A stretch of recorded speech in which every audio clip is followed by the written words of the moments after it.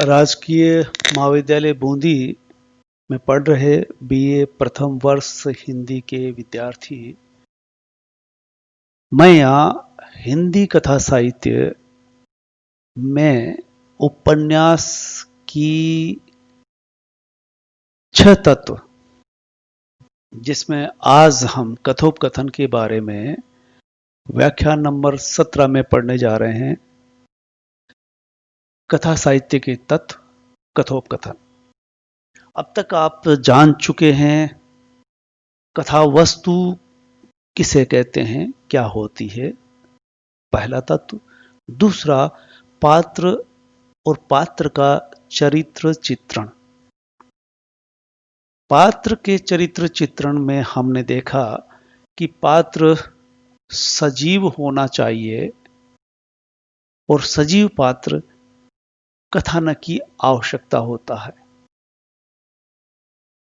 पात्र कई तरह के हो सकते हैं। पात्र लेखक के हाथों की कठपुतली भी बन सकता है, और अगर ऐसा होता है तो पात्र या नायक कमजोर होता है। राजेंद्र यादव ने काफी अध्ययन करने के बाद उपन्यासों के नायक किस तरह से शुरू से अंत तक विकास करते हुए दिखाई देते हैं। आज हमारा विषय है कथोपकथन। कथोपकथन यानी संवाद। संवाद दो व्यक्तियों के बीच में घटित होने वाली बातचीत को भी कहते हैं। दो पात्रों के बीच होने वाला संवाद ही कथानक होता है। संवाद पात्र,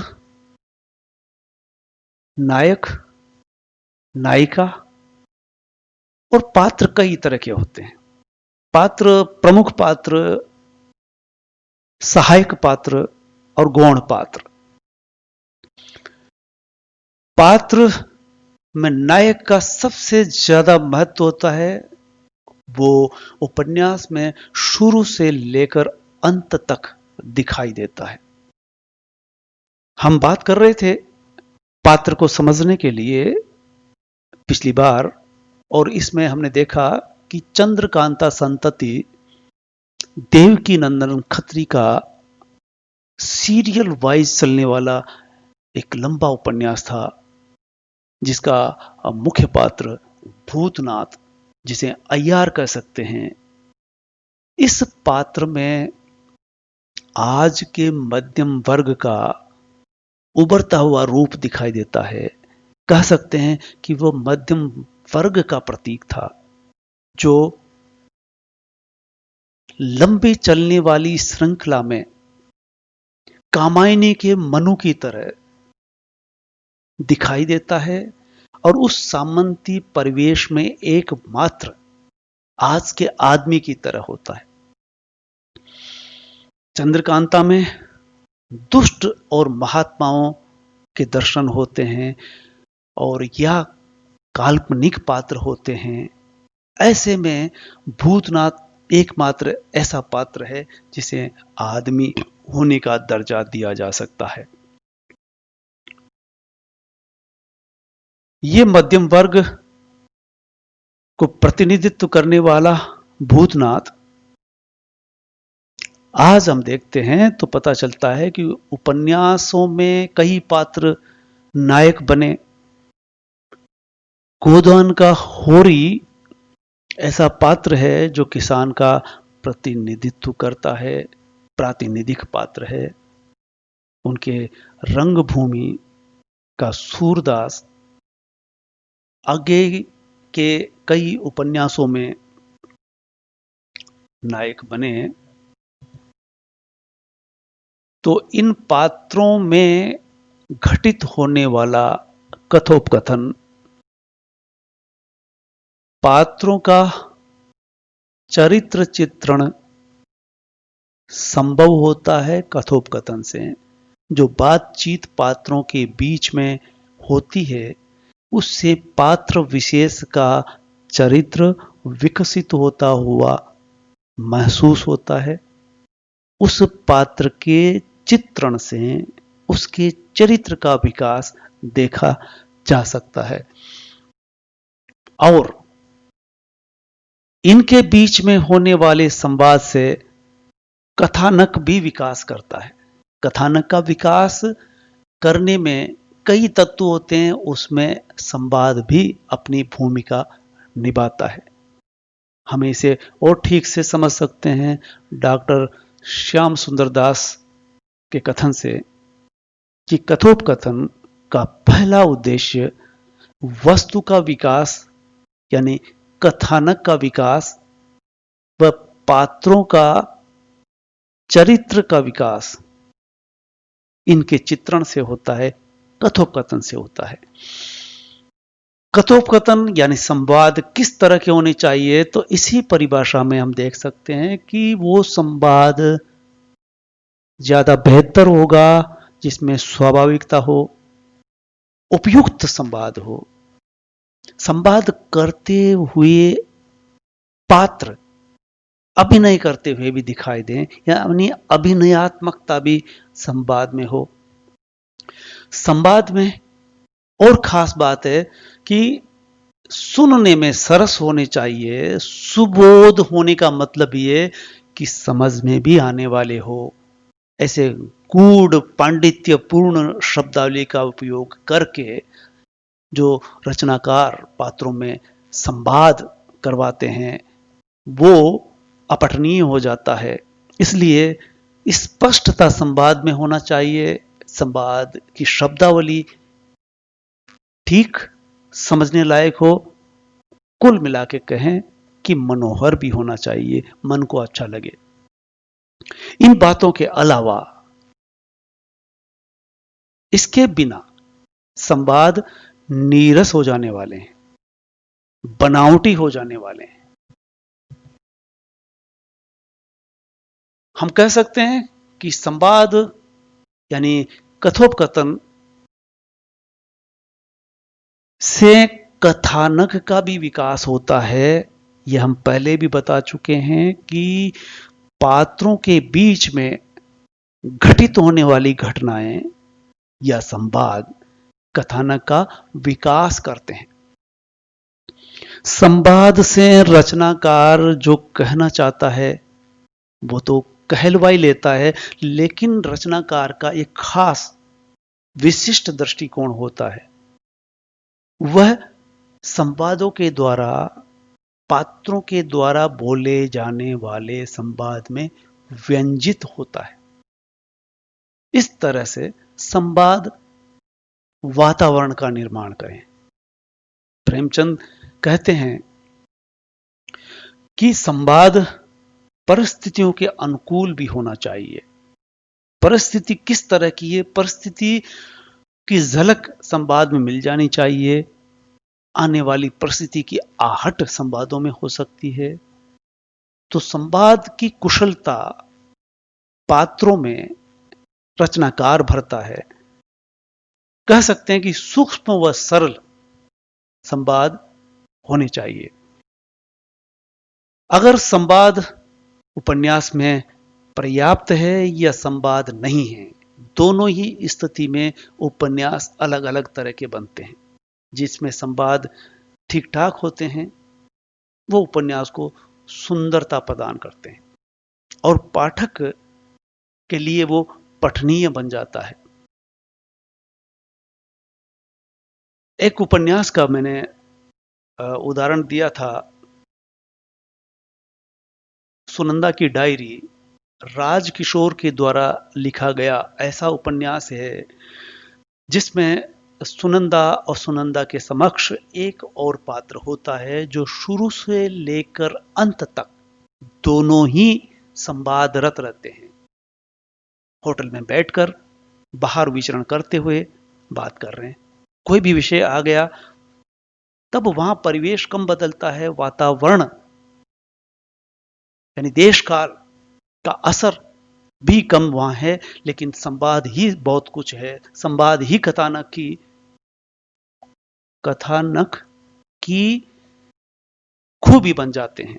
विकास भी कथानक का अगर होता है तो वहां संवाद से हो रहा है। भूतनाथ के बारे में हम पात्र को लेकर के बता चुके हैं कि पात्र एकमात्र इस विशालकाय उपन्यास में भूतनाथ शुरू से लेकर अंत तक होता है जो आदमी की तरह दिखाई देता है। अन्यथा दुष्ट और महात्मा ये दो ऐसे दो छोर पर रहने वाले पात्र है। दुष्ट जिसे कहते हैं कम ज्यादा हो सकते हैं, पर वो एक प्रकृति के होंगे। महात्मा भी एक जैसी प्रकृति के होंगे, लेकिन आदमी अलग अलग तरह के होते हैं। तो उसी तरह से भूतनाथ जो पात्र है उस दौर का, उन काल्पनिक पात्रों के बीच में एक आदमी की तरह दिखाई देता है। संवाद की कई विशेषताएं हैं और संवाद के माध्यम से ही पात्र कथानक का विकास होता है। तो ये संवाद की एक खूबी और है कि संवाद हर पात्र के अनुसार, उसके स्वभाव के अनुसार होते हैं।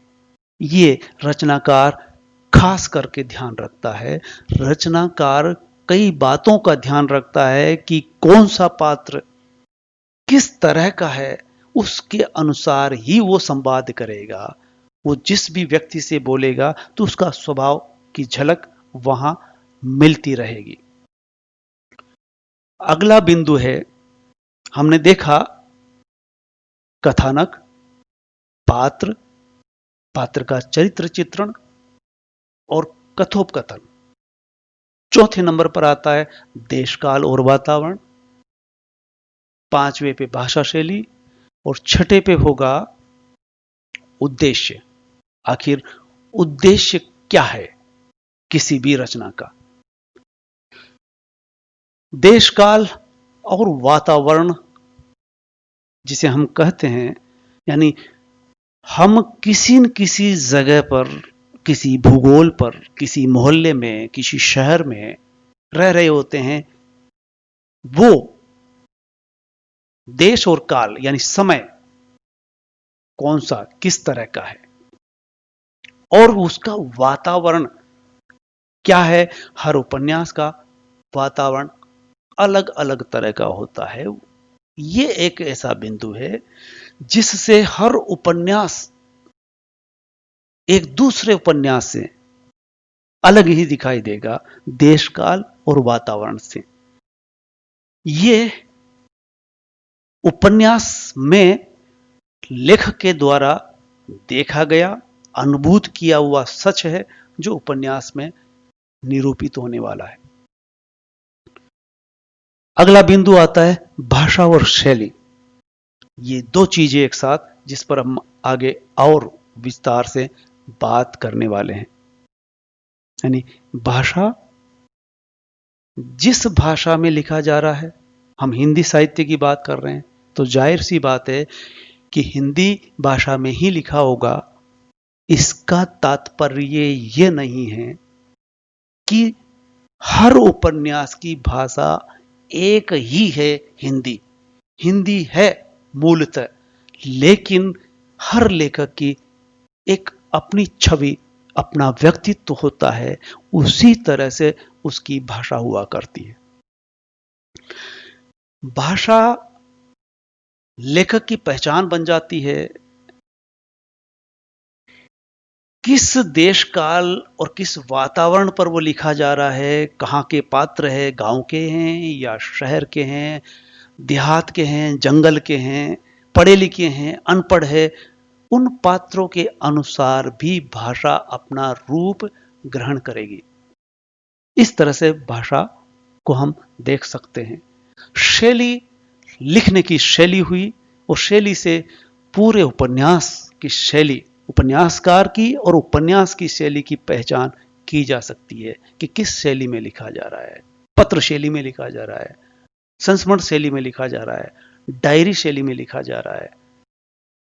चलिए अब हम अंतिम बात, और इसी के साथ हम इस बात का समापन करेंगे कि कथोपकथन आखिर किस तरह से काम करता है। यानी संवाद, हम जब बच्चा पैदा होता है उस समय वो अपनी माता से संवाद कर रहा होता है। पैदा होते ही सबसे पहले वो खुद संवाद आरंभ करता है रो करके। जब वो रोता है तो अपनी तरफ से पहल करता है। उसके रोने को चुप करने के लिए मां जब कई तरह से क्रियाकलाप करेगी, ये उसका रिएक्शन हुआ। एक्शन और रिएक्शन के तहत बच्चा संवाद करता है, सिर्फ रोता है। रोना बंद होता है तो भूख को वो अभिव्यंजित करता है। तीसरा भाव उसमें आता है हंसने का, रोने का और भूख। यानी मां जब दूध पिलाएगी वो संतृप्त होकर के आराम करेगा, सो जाएगा। जब उठेगा तो रोने से फिर आरंभ करेगा। फिर उसका संवाद सबसे पहले मां से होता है। ठीक इसी तरह से सबसे पहले उपन्यासकार उपन्यास के बारे में या उपन्यास की शुरुआत कहां से करता है, पात्र के संवाद से करता है, वातावरण से करता है, किसी चरित्र को सबसे पहले उभारता है, किसी दृश्य को उभारता है। हमारे सामने है उपन्यास चित्रलेखा। चित्रलेखा ऐसा उपन्यास है जिसे हम नायिका प्रधान उपन्यास कह सकते हैं। तो जाहिर है कि नायिका यहां अन्य पात्रों से मुखातिब होगी, वार्तालाप करेगी, संवाद करेगी, कथोपकथन करेंगी। सबसे लंबा कथोपकथन जो होता है वो दो पात्र है, कुमारगिरी योगी, सामंत बीजगुप्त और चित्रलेखा। ये तीन तरह के पात्र हैं। इन तीन तरह के पात्रों के बीच में जो संवाद होता है, संवाद घटित होता है, स्थितियां परिस्थितियां बदलती है। हर पात्र का अपना व्यक्तित्व है। चित्रलेखा एक नृत्यांगना कलाकार है, कलावंत है। कुमारगिरी योगी के बीच में योगी जुड़ा हुआ है, इससे जाहिर है कि उसका क्षेत्र तपस्या करना, योग करना, संतोषी प्रवृत्ति का है, जंगल में रहना। सामंत बीजगुप्त से ही जाहिर होता है कि सामंत है वो और राज दरबार से उसका सरोकार है। तो दरबारी समझ उसमें है, दरबारी परिवेश का असर उस पर है। इसलिए सामंत बीजगुप्त की मुलाकात चित्रलेखा से प्रारंभ में ही हो जाती है, मुठभेड़ होती है। दोनों अलग अलग तरह के पात्र, अलग अलग दुनिया के पात्र हैं, लेकिन नृत्यांगना का दरबार से ताल्लुक है तो सामंत बीजगुप्त से संभवतः शीघ्र हो जाता है। कुमारगिरी योगी को वो है अपने विकास का सोपान मान करके चलती है। वो ये समझती है कि नृत्यांगना का समाज में वो असर, वो सम्मान नहीं है जो कुमारगिरी योगी को है। कुमारगिरी योगी का जितना सम्मान है उतना सामंत बीजगुप्त का भी नहीं है, यहां तक कि राजा का भी नहीं है जितना योगी का है।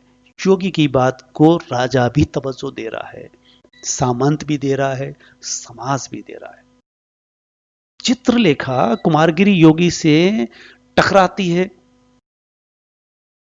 चित्रलेखा कुमारगिरी योगी से दो घटनाओं को लेकर के, पहला उस वक्त जब वो ईश्वर के दर्शन कराने की बात करता है तो चित्रलेखा सीधे टकराती है कुमारगिरी योगी से और कह देती है कि जिस ईश्वर के दर्शन कराने की बात कुमारगिरी योगी कह रहे हैं वो मैं नहीं कर सकी।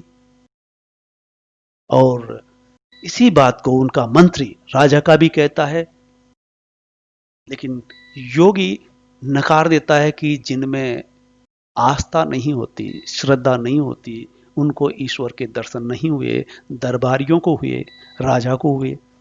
लेकिन जब चित्रलेखा ये कहती है कि चलो तुमने जब सबको दर्शन करा दिया और तुम ऐसा मानते हो तो ये बताइए, मैं पूछती हूं तुमसे कि तुम्हें भी वो ईश्वर दिखाई दिए जो तुमने सबको दिखाया? तो आप ताज्जुब करोगे, आश्चर्य करोगे किस तरह से संवाद भगवती चरण वर्मा ने घटित किया, मैं इससे पढ़ते हुए ठहर जाता हूं, सोच में पड़ जाता हूं कि लाजवाब कर देता है यह संवाद उस कुमारगिरी योगी को और पाठक को भी। चित्रलेखा जब पलट करके पूछ लेती है कि क्या योगी तुम्हें भी दिखाई दिया था वो, तो योगी नकार देता है, स्वीकार कर लेता है कि हां मुझे भी दिखाई नहीं दिया। ठीक ऐसा ही एक संवाद तब होता है सामंत बीजगुप्त से, जब बीजगुप्त सब कुछ छोड़ चुका होता है। चित्रलेखा और सामंत बीजगुप्त साथ रहते हैं, उठते बैठते हैं, पीते हैं, घूमते हैं, विचरण करते हैं, लेकिन अंत में सामंत बीजगुप्त की वो परिस्थितियां होती है कि उसे दरबार भी छोड़ना पड़ता है, सामंती भी छोड़नी पड़ती है, महल भी छोड़ना पड़ जाता है और जंगल की तरफ कूच कर रहा होता है। उसी समय चित्रलेखा सामने आती है और प्रस्ताव देती है कि मैं भी तुम्हारे साथ चलूंगी। सामंत बीजगुप्त ये कहता है कि अब तक हम साथ रहे, लेकिन बीच में तुम योगी की तरफ चली गई थी और फिर मैंने सोच लिया था कि तुम्हारे बिना मैं नहीं जी पाऊंगा, और मैं इस दौरान यह समझ चुका हूं कि मैंने सब कुछ छोड़ करके जंगल जाने का विचार कर लिया है, और तुम जो चीजें तुम्हें चाहिए वो मेरे पास नहीं है। चित्रलेखा कहती है कि अगर तुम्हारे पास नहीं है, तुमने छोड़ दिया है, लेकिन मेरे पास है, वो सब है जो तुम्हें चाहिए और मुझे चाहिए, इसलिए मेरे पास रहिए। सामंत कहता है कि जो चीज एक बार छोड़ दिए सोच समझ के, तो अब उस तरफ नहीं जाऊंगा, अब मैं जंगल ही जाऊंगा। चित्रलेखा कहती है ठीक है, तो मैं भी साथ चलती हूं कि तुम कैसे जाओगे और तुम इस रूप में कैसे जाओगी, तुम सजी हुई, संवरी हुई, आभूषणों से लदी हुई हो, मेरे साथ कुछ भी नहीं है। तुम्हें अगर चलना है तो मेरे जैसे रूप में चलो। ये देखा, चित्रलेखा ने कहा ठीक, वो भी जो उसे देख रही थी, उसके साथ रह रही थी, उसकी सहायिका थी, उसे सब कुछ सुपुर्द करके सामान्य वस्त्र पहन करके सामंत बीजगुप्त के साथ हो लेती है और जंगल की तरफ प्रयाण करती है। उस समय चंद्रगुप्त आते हैं और सामंत बीजगुप्त को सलाम करते हैं कि सामंत तुम महान हो, बीजगुप्त तुम महान हो, तुम त्यागी हो, तुम बड़े त्यागी हो, जो मैं नहीं कर सका वो तुम कर सके। इस तरह से राजा भी आकर के सामंत बीजगुप्त को सम्मानित करता है। धन्यवाद, आप वीडियो देखते रहें। अगली कड़ी में हम अन्य तत्वों के साथ पुनः मुखातिब होंगे। आप इसे सब्सक्राइब करना न भूलें। धन्यवाद।